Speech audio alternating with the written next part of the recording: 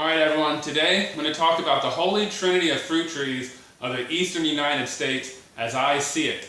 And this list also includes all natives. That's pretty cool. So what do I mean that it's a holy trinity? Is that these three trees are going to provide the bulk of calories throughout the year. Spring, summer, and fall. Now also the range for all three of these trees is pretty much from eastern Texas north to the very southern Great Lakes, and then east across to southern New York all the way across Florida. That's going to be the range of pretty much all of these trees. So let's get into it. In spring we have the mulberry. In this part of the world we have the red mulberry, Morus rubra. Now we can also grow the black mulberry, Morus nigra, and the white mulberry, which I don't know. I want to say Morus blanca, but I mean, really, I don't know.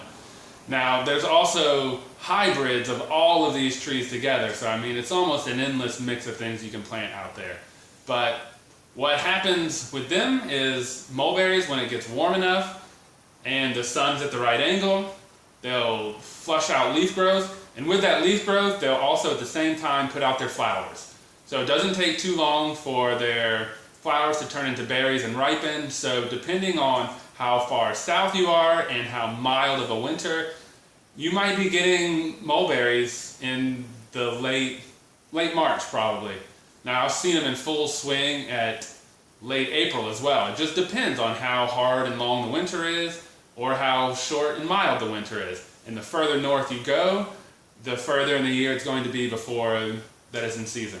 So now with the pawpaw, and I may be saying this wrong, Asamina triloba. Now, wonderful tree.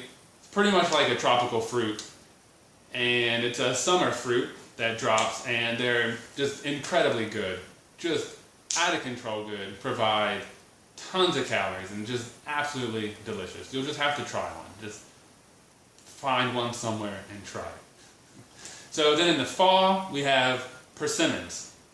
Now here we have Diospyros virginiana. That's the native. But we can also grow Diospyros kaki, which comes from Japan. And there's hundreds of varieties of those that come from Japan. Now you can get some varieties of the native one as well, some grafted varieties. And you know, to rewind it, that goes for pawpaws as well. You'll find a lot of wild, just seed grown, but you will also find probably a dozen or so, maybe more, different grafted varieties from around the US. So back to persimmons, we can grow the native ones and we can grow the Japanese ones.